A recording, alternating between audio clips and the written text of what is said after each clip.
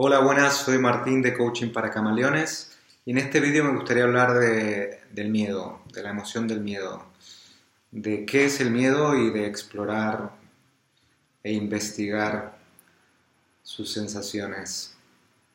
Franklin Roosevelt afirmó que la única cosa a la que debemos de temer es al miedo mismo. El miedo pone en funcionamiento una serie de cambios en el cerebro. Esta emoción se encarga de regular las conductas relacionadas con la huida, la lucha y la conservación. De hecho, vemos claramente en los animales que cuando están ante un peligro o atacan o huyen o se quedan paralizados.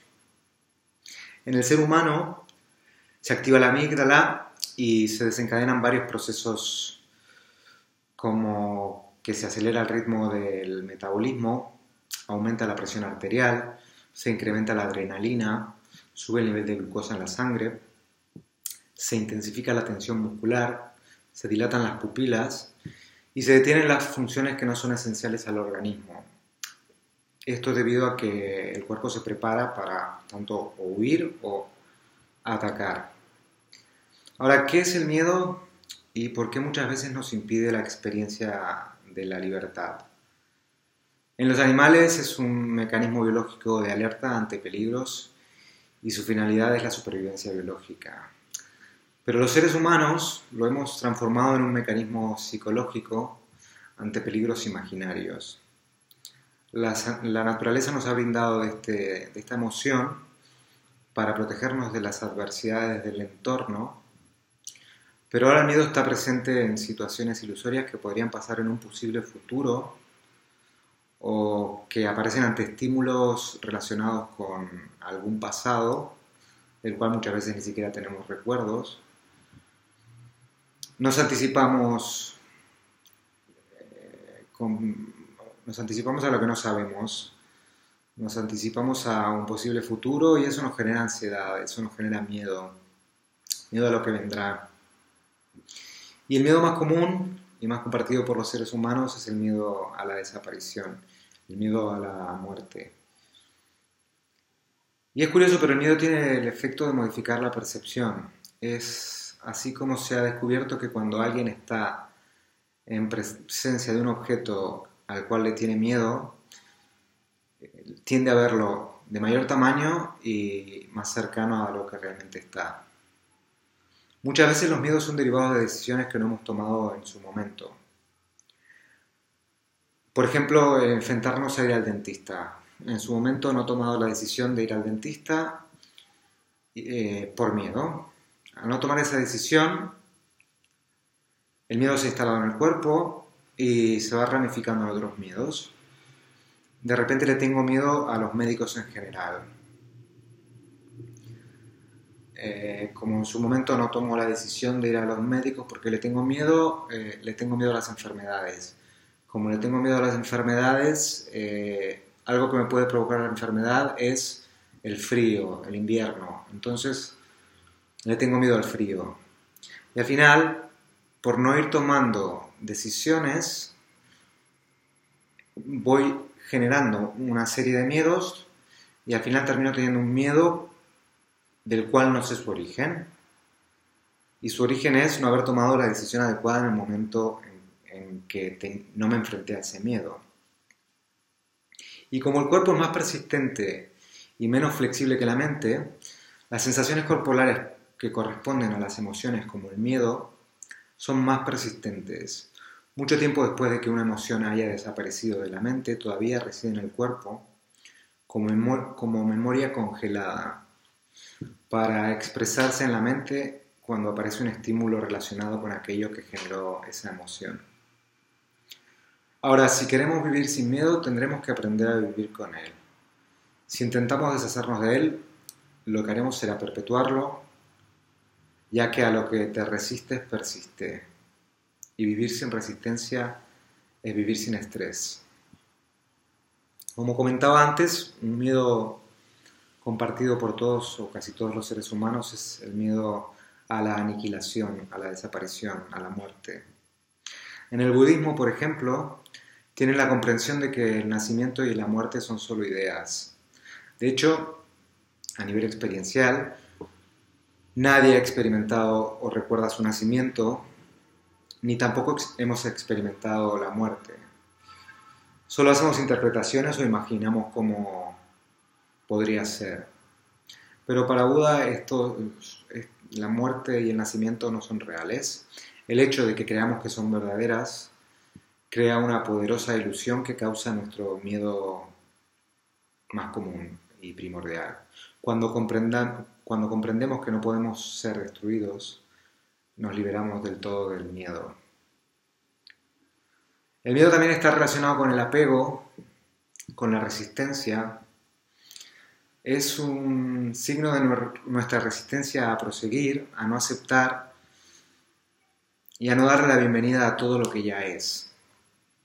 El apego es aferrarse con fuerza a un pensamiento, sentimiento, emoción o imagen. Siempre que el dolor, la enfermedad, el peligro o la ignorancia están presentes, la mente puede reaccionar para tratar de cambiar, eliminar o defenderse. Pero si no hay una mente pensante, no hay resistencia, no hay apego y por tanto no hay miedo. Y es importante experimentar que al sentirme unido a otras personas, cuando me siento unido a otras personas o a la naturaleza, en esos instantes no hay miedo. Y en esos instantes en los que no existe el miedo, es cuando entendemos que el miedo no está sobre nosotros. Porque el hecho de que aparezca y desaparezca, se vaya y yo me quede, significa que no tiene un poder absoluto sobre mí. Y eso nos podría hacer ver también que el amor es la cura al miedo. Y que a más amor, menos miedo. Se ha demostrado que las emociones tienen su propia frecuencia vibratoria. Y se está demostrando de que solamente existirían dos emociones básicas en los seres humanos. Una es el miedo y la otra es el amor. Todas las demás emociones derivan directa o indirectamente de estas dos emociones. Y el miedo tiene una frecuencia de vibración larga y lenta, mientras que el amor tiene una frecuencia alta y muy rápida.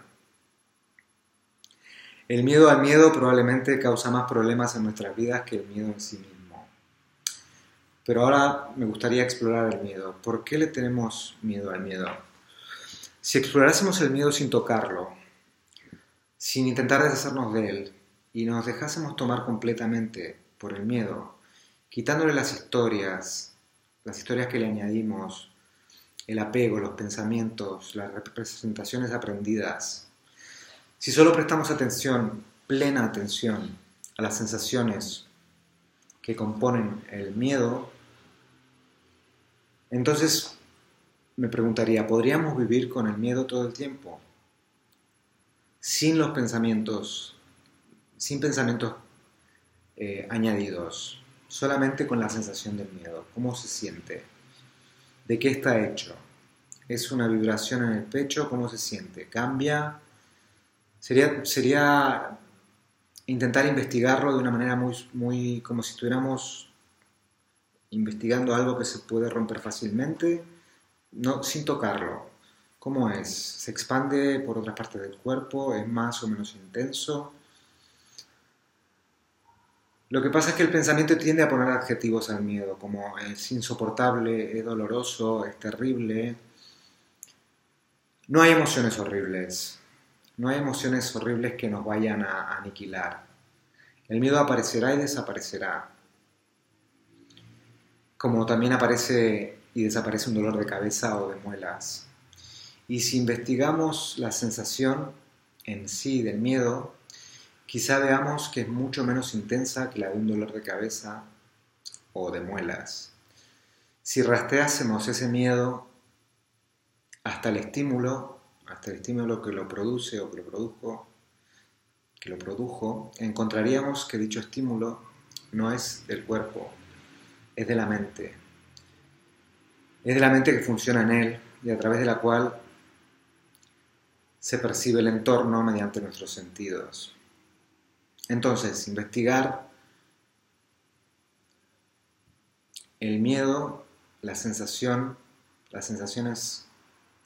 sin ponerle una historia, sin que haya un pensamiento.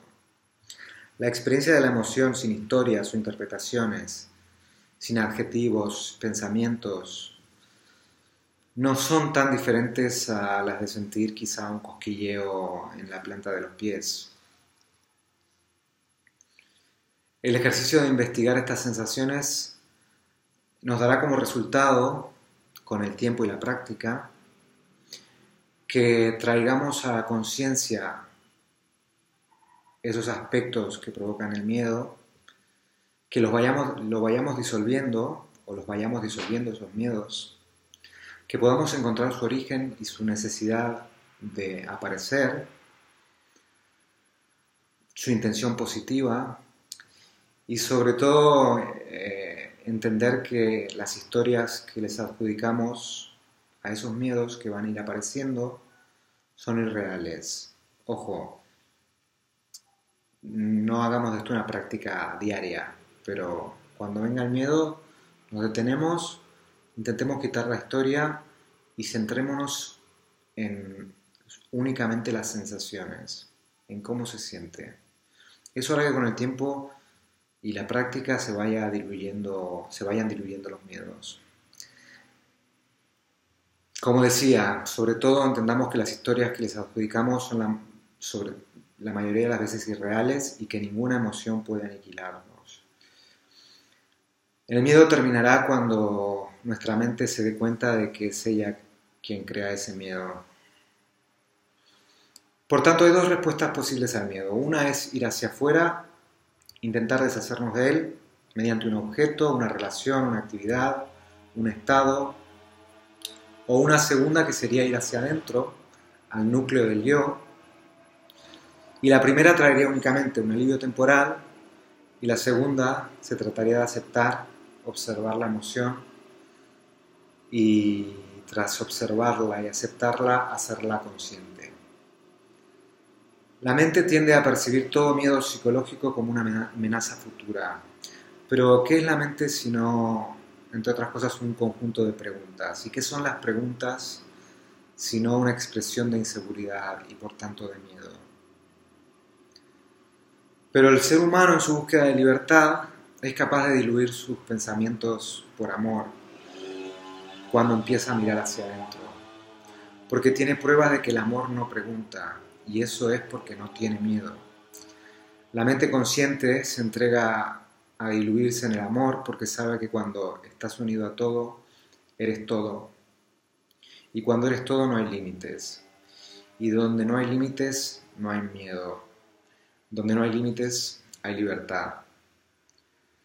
Y con esto finalizo y os invito a ejercitar la investigación de esta sensación y de esta emoción llamada miedo, intentando quitar las historias para darnos cuenta de que la sensación en sí es mucho menos terrible